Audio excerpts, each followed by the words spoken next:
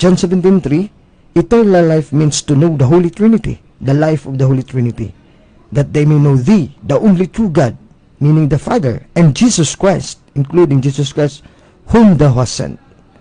And since the Holy Spirit also imparts eternal life, the Holy Spirit is also included as the third person of the Blessed Trinity that will share the spiritual life of the Holy Trinity through Jesus Christ our Lord, becoming man and dying for our sins to save us and building His church. In 1 John chapter 5 verse 7 to 8, the King James Version Holy Bible and also the DYRF Version Holy Bible reads the same.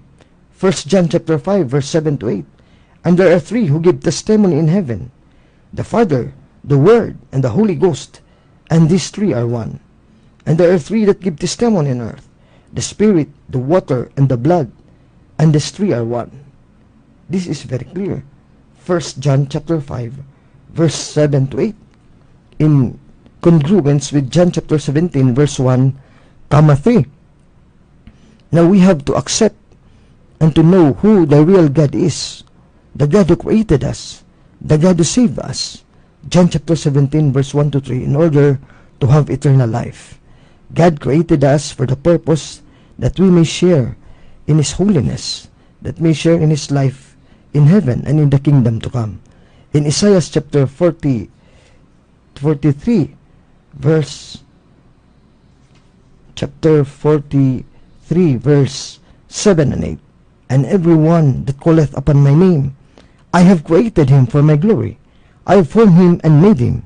Bring forth the people that are blind, and have eyes that are deaf, and have ears. Isaiah chapter 43 verse 7 to 8. And then God repeated these words in verse 21.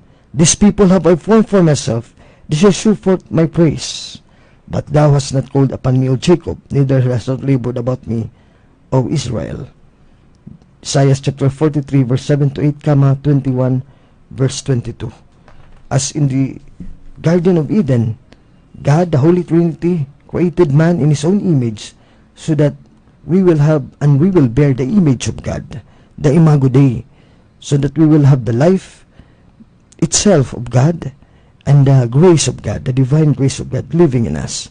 John chapter 1 verse 26 to 27. And He said, let us make man in our image and likeness, and let him have dominion over the fishes of the sea, and the fowls of the air, and the beast, and the whole earth, and every creeping creature that moveth upon the earth. And God created man to His own image. To the image of God He created him. Male and female He created them. Genesis chapter 1 verse 26 to 27. But sad to say, as we know in biblical history, in the paradise of Eden, our first parents, Adam and Eve, fell. They were lied by the devil, the serpent, in Genesis chapter 3, verse 1 to 24. So they were cursed. But still, God has continued to fulfill His purpose in creating man after His own image, in Genesis 1, 26, 27. That's why the proto-evangelium, in which He prophesied in Genesis chapter 3, verse 15, 20, reads DYRF Version Holy Bible. Genesis chapter 3 verse 15, 20. God said, and I will put enmities between thee and the woman, and thy seed and her seed. She shall crush thy head, and thou shalt lie in wait for her heel. Verse 20, and Adam called the name of his wife Eve, because she was the mother of all the living. God here prophesied in Genesis 3:15. It is very clear that the seed of a woman, which is a male seed, will crush the head of the serpent.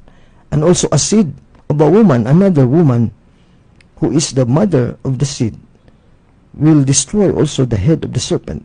So this is another male and female created in the image of God, according to Genesis 1, 26, 27. So even though Adam and Eve fell in the Garden of Eden, they were lied upon by Satan, the devil, the ancient serpent, in Genesis chapter 3, verse 1 to 24. Still, the plan of God to save mankind and to destroy the devil and death and sin in Genesis 3:15, 20 continues. So there will be a new Adam and there will be a new Eve. This new Adam is no other than our Lord and Savior Jesus Christ, who will come as the new man who will save us, who will become the Father, of which we will be adopted to become sons and daughters, His children, in order that we will share His whole person, His whole life as God, His divine life and grace. Romans chapter 5, verse 12 to 15. The Holy Bible, the DYRF's version. Romans chapter 5, verse 12 to 15. Wherefore, as by one man sin entered into this world, and by sin death, and so death passed upon all men, in whom all have sinned. For until the law sin was in the world, but sin was not imputed when the law was not. But death reigned from Adam unto Moses, even over them also who have not sinned, after the similitude of the transgression of Adam, who is a figure of him who was to come, but not as the offense to also the gift. For if the offense of one man died, much more the grace of God and the gift by the grace of one man, Jesus Christ, has abounded unto many. Christ has abounded unto many. Romans chapter 5, verse 12 to 15. So after Adam, there will come a new Adam, and that is no other than our Lord and Savior, Jesus Christ.